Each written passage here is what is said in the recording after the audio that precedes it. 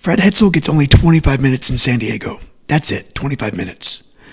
And in those 25 minutes, he takes 24 shots, gets to the line 10 times, scores 33 points, grabs 8 rebounds, commits 5 fouls, turns it over 5 times, and leaves behind one of those weird 60s box scores where you can almost hear the sneakers.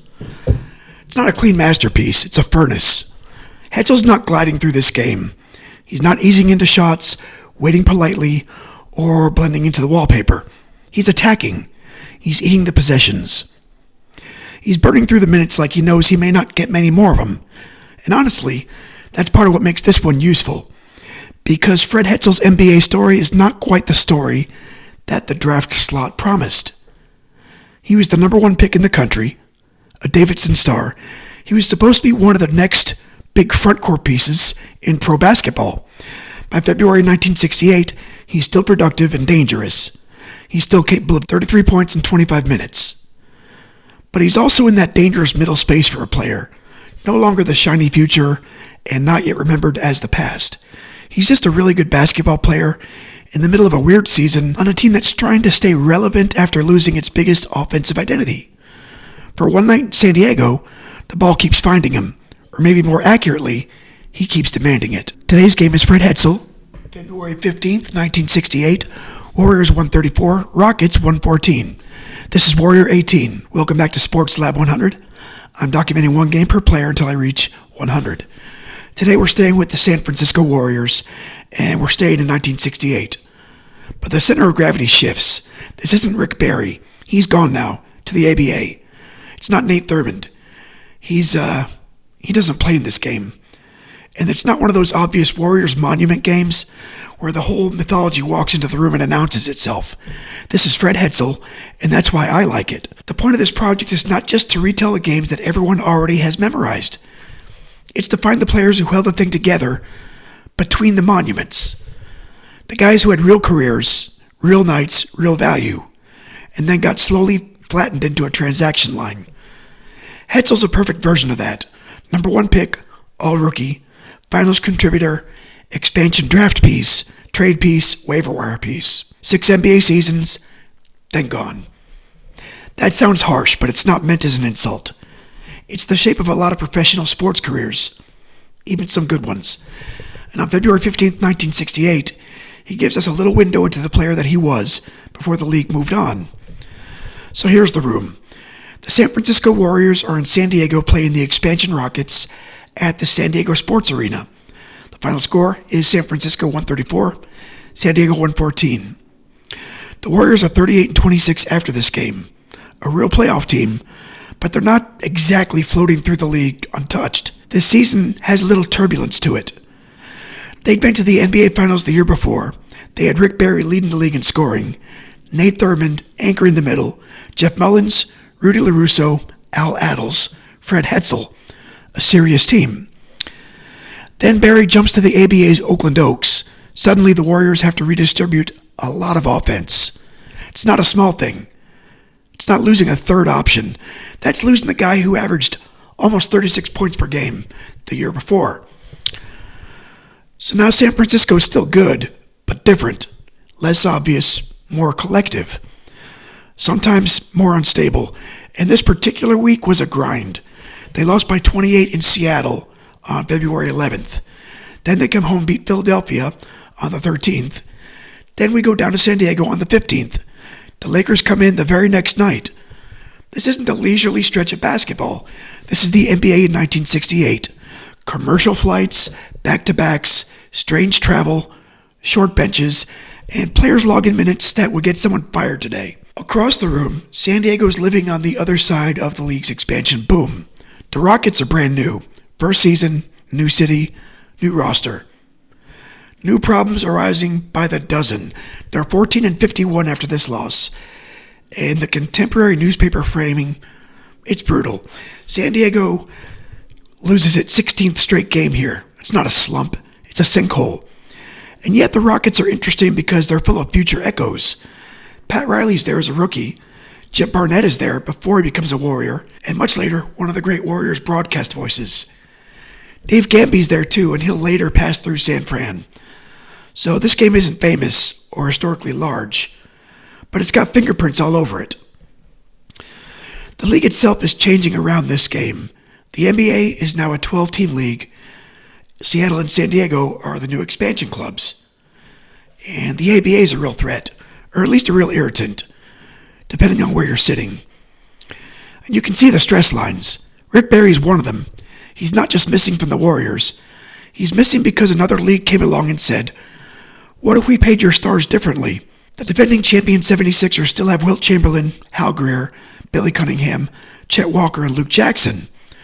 Boston still has Bill Russell as player-coach, plus John Havlicek and Sam Jones. The Lakers have Jerry West and Elgin Baylor. St. Louis is leading the West. So the Warriors aren't in a soft league. They're trying to remain a contender in a league where the established powers are still loaded, the expansion teams are chaotic, and the ABA is starting to peel off talent and attention. That gives this game a good subplot. San Francisco is not just beating up on an expansion team. They're trying to prove that the post-Barry version of the Warriors still has enough scoring, size, and grown man professionalism to matter in the spring. Fred Hetzel's a major part of that question. The coaching matchup is Bill Sharman against Jack McMahon. Sharman's one of the great basketball lifers, Hall of Fame guard, Celtics champion, a sharp, serious basketball mind. Later, he'll coach the 1971-72 Lakers to one of the most iconic seasons in NBA history. But here he's just trying to keep the Warriors at a high level, without the player who'd become their offensive identity. That's a very specific coaching problem. It's not, how do we get one guy 36 a night anymore? Now, it's how do we manufacture enough offense across LaRusso, Mullins, Hetzel, Adels, Clyde Lee, and everyone else. And on this night, it really works. Jack McMahon, meanwhile, is in one of the hardest jobs in the league. He's coaching and managing an expansion team in their first year. That means every night is part basketball and part triage. Who can play? Who can survive? Who belongs in the league? Who's just here because a new franchise just needs bodies? That sounds cruel, but expansion seasons usually have that kind of feel. You're not just building a team. You're discovering which pieces can handle the room. The Rockets have some players. Don Kojic can score. John Barnhill can play. Hank Finkel gives him size. Riley's young. Gamby is a proven veteran. But they don't have enough. That's the sentence that hangs over the whole night. They have players. They just don't have enough. Now, the funny thing about this box score is that the famous names are mostly not famous yet, or not famous in the way you'd expect. Rick Barry's not here anymore. Nate Thurman's not playing. The Hall of Fame presence on the Warriors side is mainly structural. Bill Sharman is coaching. Al Adels plays 36 minutes. Adels does make the Hall of Fame, but not as a player, as a contributor after a lifetime tied to the Warriors. Pat Riley's on the Rockets, but not Pat Riley, the legendary coach and executive. He's just Pat Riley, rookie wing, taking 13 shots, scoring 10, and trying to figure out how to live in the NBA. That's one of my favorite parts of old box scores. You get these players before history has finished labeling them. Pat Riley's not yet Heat culture. Jim Barnett isn't the familiar Warriors voice. Al Adels is not yet a lifelong franchise institution. Fred Hetzel is not yet a remembered footnote to the 1965 draft. Everybody still in motion. That's the good stuff. San Francisco's the established California NBA team. San Diego's the new expansion team, trying to get its feet under it. The Warriors, they're closer to a real contender. They've just been in the finals. They have veteran credibility. They still have a high-end front court, even without Barry. So this doesn't have the emotional heat of a real rivalry, but it does have connective tissue. Jim Barnett's the real one. He's on San Diego here. He scores 9 points in 6 minutes, later becoming a Warriors player and a major Warriors broadcaster. Dave Gamby's another crossover name. He's a Rocket here, later plays for San Francisco. That means the box score has Warriors history hiding on both benches. That's exactly the sort of thing that makes this project fun, for me anyway. So let's talk about Fred Hetzel, because he's the point of the episode. Fred W. Hetzel was born in Washington, D.C., went to Landon School in Bethesda, Maryland, and then went to Davidson. At Davidson, he was a monster. Across 3 varsity seasons, he averaged 25.7 with 13.8 rebounds per game. That's not solid prospect production. That's the offense lives here production. The Warriors took him first overall in the 1965 NBA draft. First. Not 10th, not a clever second-round find, not somebody who they liked his tools. First. And that's important because it changes how people understand him. If Fred Hetzel had been drafted 18th and had a 6-year career with nearly 4,700 points, an all-rookie selection, and playoff minutes on a finals team, the tone would be different. People would say, pretty good player, nice career. But when you go first overall, the accounting changes. The league doesn't ask, were you useful? It asks, were you a star? And if the answer is anything less than yes, the label starts drifting towards disappointment. That's not really fair, but it's not irrational either. That's the way to being picked first. Hetzel's rookie year was promising. He makes the all-rookie team in 65-66, and by 66-67, he's part of a Warriors team that reaches the finals. He plays as a meaningful front court scorer behind the big names. Then 67-68 becomes the clearest scoring season of his career. This is the season where he averages 19 points a game. His per 36 numbers are strong, roughly 22 points and 8 rebounds. He's getting to the line. He's making free throws. He's not just standing around waiting for broken possessions. And around this date, he's hot. On February 6th, he scores 39 at Chicago. That's his career high. On February 9th, he scores 29 at LA. On February 13th, he scores 27 against Philadelphia. Then February 15th, he scores 33 in San Diego. The next night against the Lakers, he scores 32. It's not a random single-game flare-up. That's a real run. For a little window in February 1968, Fred Hetzel plays like the guy the Warriors thought they drafted. Not permanently. Not enough to change the whole career, but enough to matter. This game matters to Hetzel because it shows him in full compression. Just 25 minutes, 33 points, 12 field goals, 9 free throws, 8 rebounds, 5 fouls, 5 turnovers. That's basically a Fred Hetzel scouting report shoved into one box score. The scoring's real, the aggression's real, the touch is real, the free throw shooting is real, and so are the limitations. He's not controlling the home game defensively. He's not controlling the whole game defensively. He's not playing 45 minutes, and he's not protecting the ball very cleanly. He doesn't stay out of foul trouble, but he's putting points on the board at a ridiculous rate. On this particular night, that's exactly what the Warriors needed. You don't have to turn him into a secret superstar to appreciate this. Actually, I think it's better if you don't. The honest version is stronger. Fred Hetzel was a talented, productive NBA forward who had a shorter career than the draft slot suggested. But he still had a night where the talent was obvious, and this is one of those nights. And I like those players, the ones who make you hold 2 thoughts at once. Was he a disappointment as a number 1 pick? Yeah, probably. Could he play? Oh yeah, he could play. Those things can both be true. The game itself starts evenly. First quarter, 28-28. That's a clean opening. San Diego is not getting run out of its own building immediately. The Rockets are losing constantly at this point, but they're still NBA players. They can still have 12 good minutes. Then the Warriors start creating separation. Second quarter, San Francisco wins it 33-28, and that makes it 61-56 at halftime. Not a blowout yet. Third quarter, Warriors 31, Rockets 30. So after 3 quarters, it's 92-86. 6-point game. That's the key part. This isn't a 134-114 game because the Warriors walked in, won the first 6 minutes, and then everybody spent the rest of the game just filing time.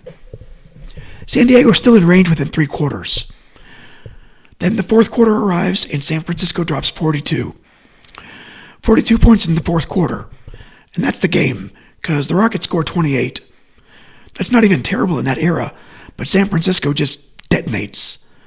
The Warriors go from up 6 to winning by 20, and that's where the gap between a playoff team and a first-year expansion team shows itself. You can hang around, then the grown team gets organized, hits the gas, suddenly the building feels different. Hetzel's 33 leads the Warriors. Rudy LaRusso, he's efficient too. 30 points, 14 rebounds, 3 assists, 11 for 22 from the field. That's a big grown-up front court game from LaRusso. Jeff Mullins scores 15. Al Attles gives him 14 with 7 boards and 9 helpers. And Clyde Lee grabs 14 boards, even on a rough shooting night. That's important because Thurmond isn't in the box. Without him, you need rebounding by committee. LaRusso gets 14, Clyde Lee gets 14, Hetzel gets 8, Bill Turner gets 6 in 16 minutes, and Bob Warlick gets 6 in 17. That's how you survive a missing star center in 1968. Everybody goes and gets the ball. San Francisco shoots 49% from the field, and San Francisco shoots 40. That's the cleanest statistical difference in the game. The Warriors also go 30 for 39 from the foul line, with Hetzel going 9 for 10 by himself. LaRusso's 8 for 10. The two of them combined for 63 points and 22 boards.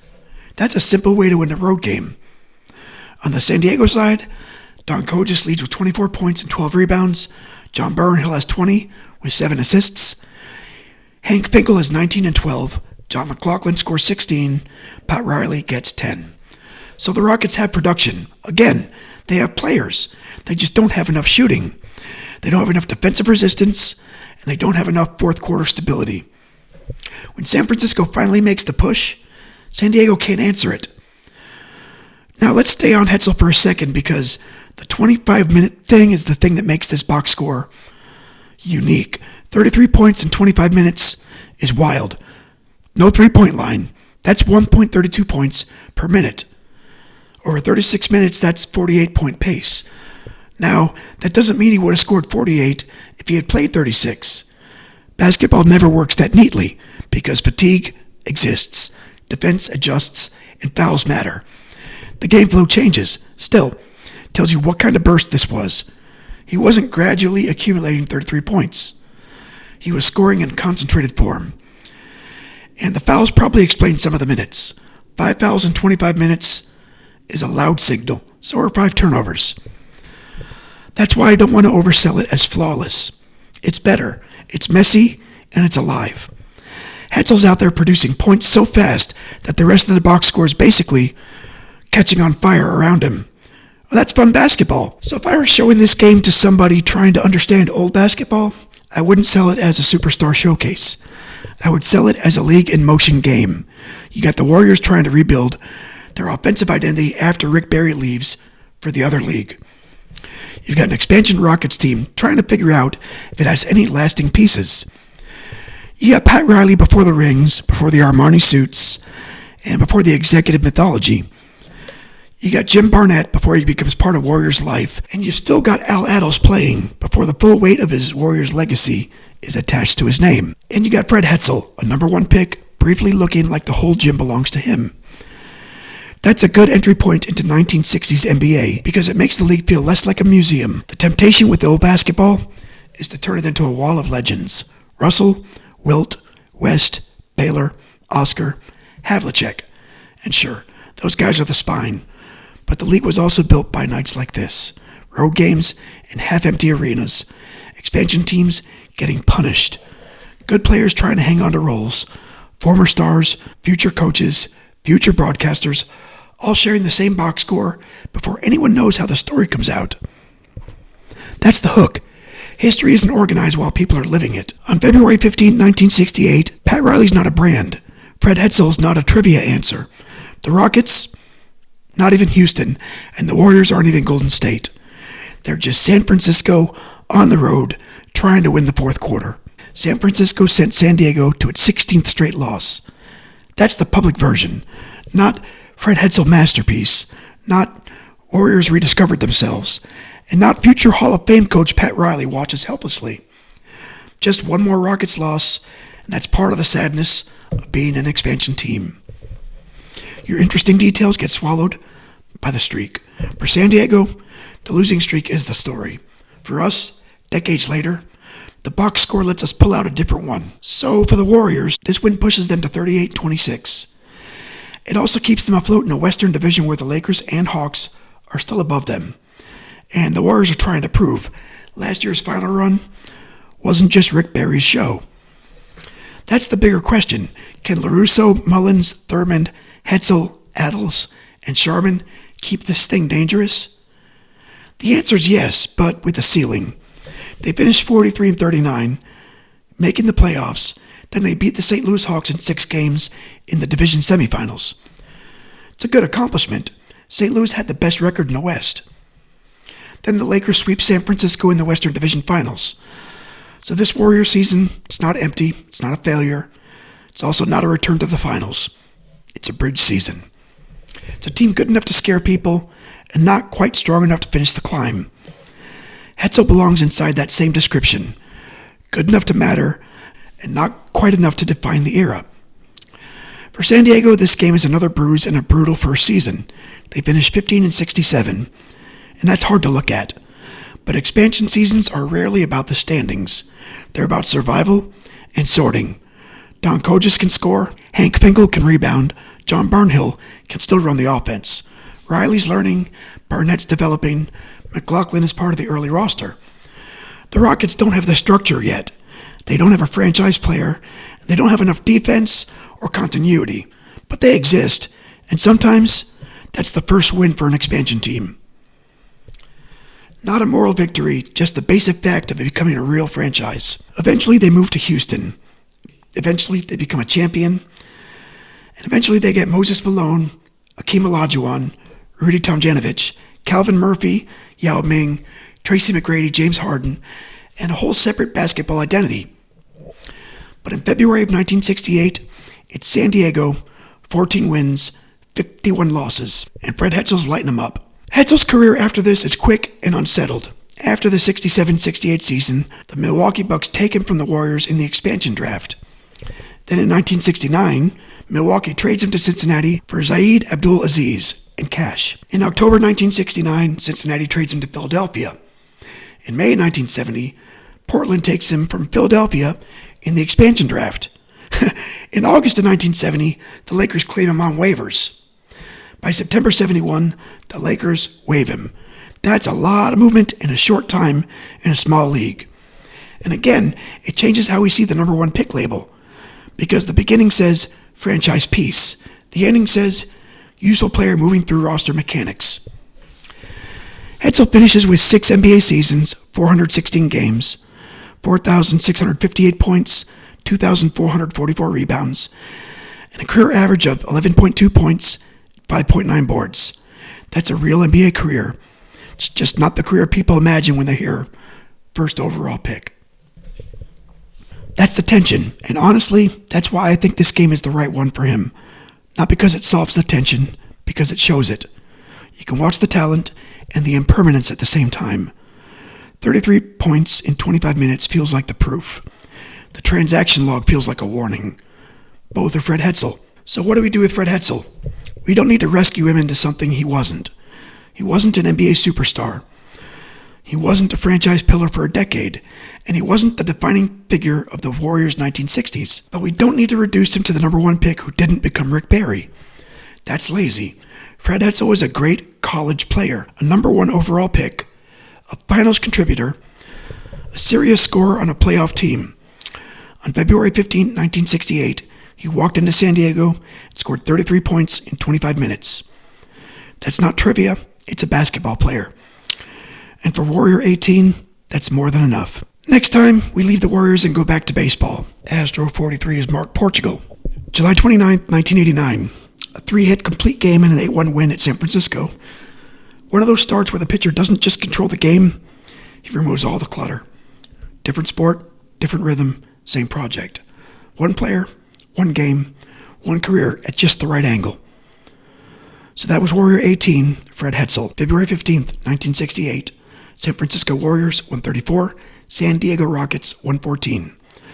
33 points in 25 minutes, and one of those games that reminds you how much basketball history lives outside the obvious names. Like, subscribe, and follow along. I'll see you next time. Stay kind and keep moving.